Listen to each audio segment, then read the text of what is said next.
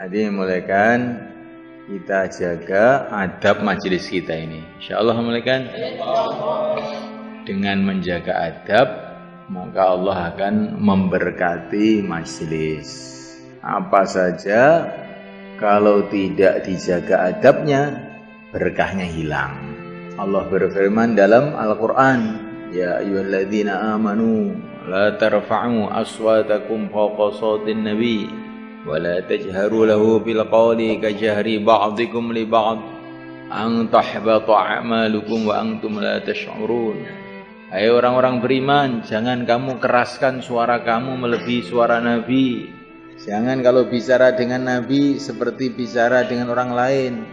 An tahbata a'malukum wa antum la tash'urun. Kalau kamu tidak punya adab yang baik dengan Nabi, maka hancur seluruh amalan kamu, sedangkan kamu tidak sadar. Para sahabat itu sudah amal kurban habis-habisan, tapi Allah berfirman, kalau kamu tidak jaga adab dengan Nabi, nanti hancur seluruh amalan. Maka syaitan itu pandai merusak umat Islam mereka. Masih sholat, tapi tidak dijaga adabnya. Ke masjid, tidak dijaga adabnya. Belajar agama, tidak dijaga adabnya. Zikir, tidak dijaga adabnya. Akhirnya barokahnya amal itu jadi berkurang atau bahkan bisa-bisa hilang. Apa saja tanpa adab itu barokahnya hilang. Kita jaga adab insyaallah malaikat. Adab itu kalaupun dikerjakan sama orang kafir, itu masih ada barokahnya di dunia. Kalau orang kafir itu di akhirat ya nggak dapat apa-apa. Nabi kirim surat ke Raja Persia, tapi Raja Persia tidak punya adab. Suratnya Nabi disobek, maka Nabi mengatakan hancur kerajaannya. Nggak lama hancur. Tapi Raja Romawi itu mbah-mbahnya orang bule itu, dikirimi surat oleh Nabi, dihormati. Utusan Nabi dimuliakan, diikram, dikasih tempat khusus. Maka Nabi mengatakan, oh kerajaan mereka akan terus sampai kiamat. Jadi orang-orang bule itu masih punya kerajaan itu gara-gara mbahnya dulu itu menghormati suratnya Rasulullah SAW. Mereka belum masuk Islam, tapi gara-gara menghormati suratnya Rasulullah, ada barokahnya, dunianya masih dapat kemuliaan, walaupun akhirat tidak dapat. Bagaimana pula orang Islam, kalau orang Islam tidak punya adab kepada Nabi, hidupnya jadi hina, karena dia tidak memuliakan orang yang dimuliakan oleh Allah. Akhirnya dia menjadi hina, dihukum oleh Allah hina, di mana-mana hina. Orang Islam sekarang itu kan di mana-mana hina. Kenapa? Karena mereka tidak mengagungkan agama. Itu hukuman Allah kepada umat ini. Maka kita mulai dari diri kita ajak umat ini untuk menjaga adab dalam setiap amalan. Kalau amalan masjid yang tidak dijaga adabnya, maka nanti barokahnya masjid hilang. Kalau pergaulan tidak dijaga adabnya, barokahnya pergaulan hilang. Umat Islam ini kalau ketemu orang Islam, adabnya bagaimana? Assalamualaikum. Tapi sekarang orang Islam ketemu orang Islam, diam aja, nggak jaga adab. Akhirnya barokahnya pergaulan dengan umat ini jadi hilang. Coba kalau kita ini masuk warung gitu, warung makan, Assalamualaikum, bagus nggak kira-kira? Bagus, nanti warungnya barokah itu.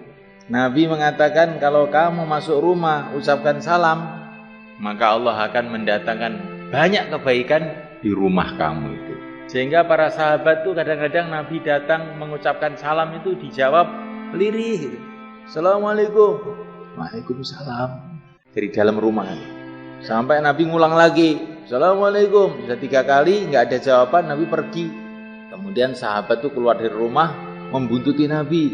Ya Rasulullah silakan masuk. Loh tadi itu saya mengucapkan salam 3 kali kok nggak ada yang jawab. Sudah saya jawab tapi lirih saja. Kenapa lirih? Supaya diulang-ulang biar barokahnya tambah banyak di rumah saya. Itu para sahabat itu punya paham itu begitu itu. Adab ini penting. Kalau kita jaga adab, jadi barokah. Kalau kita tidak jaga adab, tidak barokah. Adab dengan orang tua.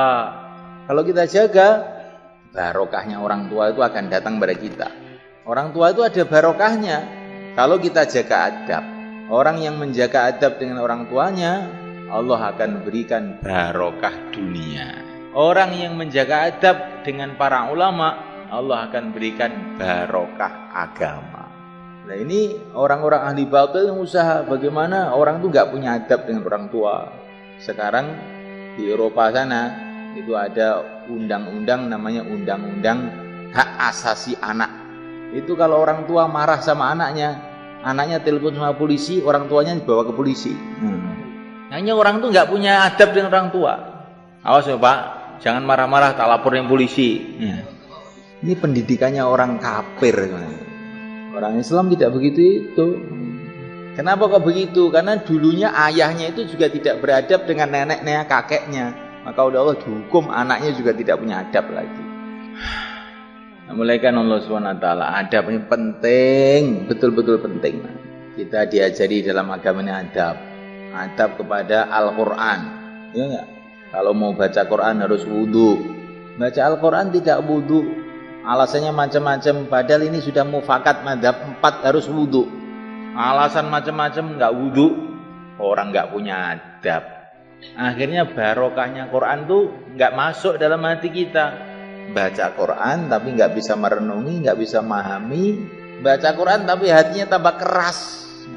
Bukan tambah lembut, tambah keras. Quran itu isinya cerita akhirat.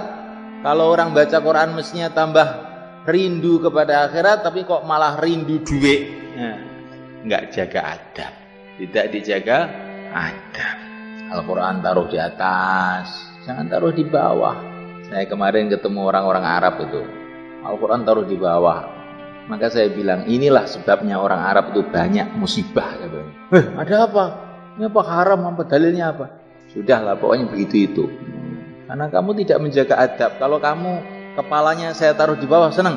Enggak toh. Al-Quran taruh di bawah. Ini bikin orang Arab diinjek-injek sama orang-orang ahli batil gara-gara begini. Taruh di atas.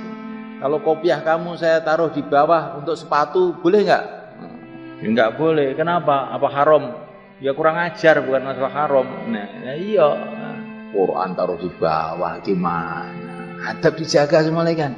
Ini tipuan orang ahli batil kepada umat Islam. Apa-apa nggak jaga adab. Bahkan ada yang punya kepahaman kalau adab itu kultus, syirik. Adab kok syirik? Gimana kamu? Membesarkan makhluk, ini adab bukan membesarkan. Karena makhluk itu ada hubungan dengan Allah. Quran itu kalamullah. Baginda Nabi itu utusan Allah. Kita harus beradab. Ini Al-Quran, perintah Al-Quran beradab pada Nabi itu. Kok syirik itu kamu itu otaknya aja taruh di mana sih? Maka kita jaga adab. Insya Allah kan? Supaya adab kepada Allah, adab kepada Rasulullah, adab kepada Kitabullah, adab kepada Baitullah. Adab dengan segala sesuatu yang ada urusan dengan agama ini. Adab itu mengagungkan karena Allah. Seperti para malaikat disuruh sujud kepada Nabi Adam. Nabi Adam itu kan makhluk. Kalau malaikat suruh sujud pada Nabi Adam gimana? Adab. Ini sujud adab, bukan sujud menyembah. Sujud adab. Supaya kita ini dapat pelajaran memuliakan orang-orang yang mulia. Tapi untuk umat ini sujud nggak boleh. Kepada manusia nggak boleh. Kenapa? Emang oleh Allah nggak boleh titik. Tapi kalau kita ini kepada orang-orang soleh cium tangan, itu sunnah. Hadisnya banyak. Jadi kalau sujud nggak boleh. Ini rusaknya umat Islam gara-gara meninggalkan adab. Coba kalau kita di kitab fikih itu, orang kencing atau berak ngadep kiblat atau membelakangi kiblat itu makruh, ya toh? Santri-santri kan pernah baca itu. Untuk apa itu? Ka'bah itu kan batu di sana toh. Tapi kalau kita kencing menghadap kiblat itu kok makruh. Bahkan sebagian ulama mengatakan haram. Ini namanya adab. Adab itu. Karena Ka'bah itu Baitullah, tempatnya orang-orang ibadah. Tapi kan jaraknya jauh. Iya, walaupun jarak jauh tetap adab. Sekarang kalau di masjid terus ngerokok menghadap ke timur itu adab apa enggak itu? nang masjid ya, terus ngerokok di serami masjid ngadap ke timur sambil ngerasani orang. Nah ini namanya tidak adab, akhirnya barokahnya masjid nggak dapat. Terus nanti puntung rokoknya itu dicecek di pojokan masjid situ. Ya ini sudah bahaya betul orang begini ini. Maka kita jauhi perkara-perkara yang tidak beradab ini. Insyaallah malaikat. Bahkan para ulama mengatakan kalau kamu dengar adzan Allahu Akbar kok masih ngomong ini termasuk tidak adab. Karena ini Allahu Akbar itu seruan Allah, panggilan dari Allah. Karena yang menyuruh ini adalah Rasulullah dari Allah. Kok masih ngomong aja termasuk tidak adab. Jadi kalau sudah Allahu Akbar berhenti semua kegiatan. Itu yang baik itu. Namanya itu adab. Nah orang itu kalau menjaga adab nanti akhirnya insya Allah ya bisa ke masjid. Tapi kalau nanti tidak jaga adab, waktu adzan terus aja kegiatan, nanti itu mau ke masjid itu setannya itu tambah banyak, berat kakinya mau ke masjid. Tapi kalau Allahu Akbar, gawat darurat, ini panggilan Allah, berhenti semua kegiatan, insya Allah nanti ke masjid itu jadi mudah. Itulah yang dikatakan para ulama, orang yang menjaga adab mudah mengamalkan sunnah.